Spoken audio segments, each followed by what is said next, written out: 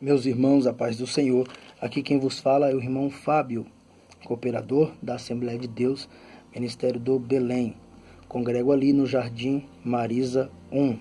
E mais uma vez, eu gostaria aqui de estar compartilhando com os irmãos acerca de um texto da Palavra de Deus aqui no canal Mais Palavra, Mais Estudos.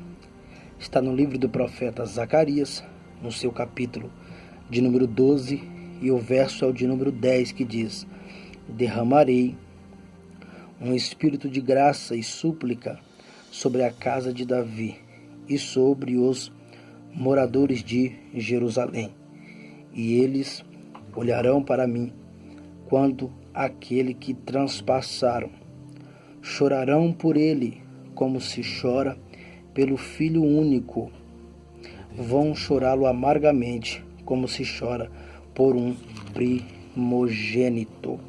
Então, de maneira bem simples e prática, irmãos, para entendermos o versículo que lemos, me permita aqui fazer uma breve introdução. Foi no ano 538 a.C., quando os judeus voltaram do exílio da Babilônia. A história diz que a situação de Judá e de Jerusalém era deplorável, cada um procurando se defender só, sem nenhum interesse em formar uma unidade que lhes desse uma característica de povo. Mesmo aqueles que voltaram do exílio estavam mais preocupados em reconstruir as suas casas, plantar as suas roças, vender as suas mercadorias, mais do que reestabelecer a dignidade nacional. Então, a história nos conta que um leigo por nome de Zorobabel e um sacerdote por nome de Josué procura reunir esse pessoal a fim de reconstruir Jerusalém e o templo, e também, de maneira bem simples, reestruturar o povo de Deus. Então, depois do ano 538, no ano 520 a.C., o profeta Ageu, ele vai entrar em cena para fazer uma coisa: encorajar os compatriotas, encorajar os compatriotas, e a história diz que suas exortações vai ter como eixo o seguinte tema: se o templo for reconstruído, tudo vai melhorar. Por quê? Porque Deus habitará de novo no meio deles, irá espalhar as suas bênçãos, porque tratava-se de um apelo veemente, impetuoso, que era para tornar viva e também fraterna a comunidade que estaria ameaçada de uma total desintegração. Entretanto, o profeta Ageu, ele não vai se contentar em estimular o tempo presente, mas vai procurar fazer com que todos vejam no futuro uma esperança maior para o povo de Deus, que retornará à sua grandeza anterior, tendo como chefe um descendente de Davi. Então, terminando uma pequena introdução simples acerca do profeta Ageu, que foi contemporâneo do profeta Zacarias, a história diz que do profeta Zacarias, para entendermos esse livro, é mais ou menos assim. A primeira parte do livro ela é composta do capítulo 1 ao capítulo de número 8 e vai conter oráculos do profeta Zacarias. Contemporâneo de Ageu, cerca de 520, como eu já disse, antes de Cristo, é uma época em que a comunidade judaica procura reconstruir as suas bases de fé e também de vida social. Porém, a história diz que ele sofreu uma amarga provação de um domínio estrangeiro e o povo vai sentir-se desencorajado a ponto de fazer uma pergunta: Deus ainda está presente em nosso meio? Então, Zacarias, em meio a oráculos e também visões, ele mostra que Deus continua aí para realizar os seus projetos através da comunidade. Então, basicamente, o profeta reanima a esperança do povo que passava por grandes dificuldades materiais, que também dúvidas de fé, e que por isso é levada a uma resignação passiva. Então, ao grosso modo, Zacarias vai estimular os compatriotas que ainda existiam, porque sempre haverá remanescentes, grave isso, sempre haverá remanescentes, ainda que seja um, mas haverá. Então ele vai estimular os compatriotas remanescentes a arregaçarem as mangas. Para quê?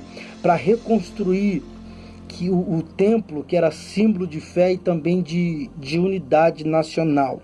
Então, ao mesmo tempo, de uma maneira realista e simples, ele incentivava a formação de um novo quadro político e centrado no leigo chamado Zorobabel e também no sacerdote por nome de Josué. E a segunda parte, que é formada, obviamente, do capítulo 9 a 14, foi escrita no período em que os gregos dominavam a Palestina, depois da grande campanha de Alexandre Magno, em 333 a.C. E vai ser nessa segunda parte do livro que o profeta e que o autor vai olhar para o futuro do povo de Deus e anunciar o aparecimento do Messias com 3 grandes características: rei, bom pastor e também transpassado. Como rei, você lembra do nascimento de Jesus, e é nascido rei, só Jesus nasceu rei. E ele diz, rei, bom pastor. Como bom pastor, ele diz, eu sou o bom pastor, e o bom pastor dá a vida pelas suas ovelhas. Então, rei, bom pastor e transpassado, que aponta para Jesus na cruz do Calvário. E é interessante como os judeus leem isso, parece que não entendem. E eu e você lemos e se cumpre tudo no ministério de Jesus e na vida de Jesus. Mas o texto que nós lemos é o que me chama a atenção, porque os judeus transpassaram, viram Jesus sendo transpassado e não creram que Jesus era o Messias. Mas haverá um período da história em que eles clamarão pelo Messias, porque estará prestes a ser extirpado, eliminado ali na batalha de Meguido. E quando acontecer esse período, a Bíblia diz que eles clamam pelo Messias, né? Eles clamam a ponto de esperar uma salvação, um livramento. Mas vai ser nesse dia que eles vão lembrar daquele a quem eles transpassaram. Olha o que a Bíblia diz de novo para a gente voltar, e eu encerro aqui a nossa participação. Derramarei um espírito de graça e súplica sobre a casa de Davi e sobre os moradores de Jerusalém, e eles olharão para mim, vão ver quando aquele que transpassaram, chorarão por ele como se chora por um filho único, vão chorá-lo amargamente como se chora por um primogênito. E eu encerro, você sabe muito bem do versículo aqui que se retrata e que a gente lembra, porque Deus amou o mundo de uma tal maneira que deu seu Filho unigênito. Essa palavra unigênito é acrescentada por Jerônimo na Vulgata. E é interessante que Jesus ele é o único do tipo do Pai, é o geno do Pai. Então ele é o único do tipo do Pai, primogênito, porque Deus amou o mundo de uma tal maneira que deu seu Filho unigênito para todo aquele que nele crê, não pereça, mas tenha a vida eterna. Glória a Deus que eu entendo. Glória a Deus que você entende essa passagem e sabe que se cumpre na vida de Jesus, até porque a palavra de Deus, ela gira em torno somente de uma pessoa que também é o nosso Deus, Jesus. Eu espero que você tenha gostado, que Deus possa abençoar a sua vida, a sua família e a sua casa. Então, que nessa noite você fique com essa palavra, medite no livro do profeta Zacarias e, como eu disse, eu tenho certeza que Deus vai falar com você e vai te revelar coisas extraordinárias. Deus abençoe a sua vida. Muito obrigado.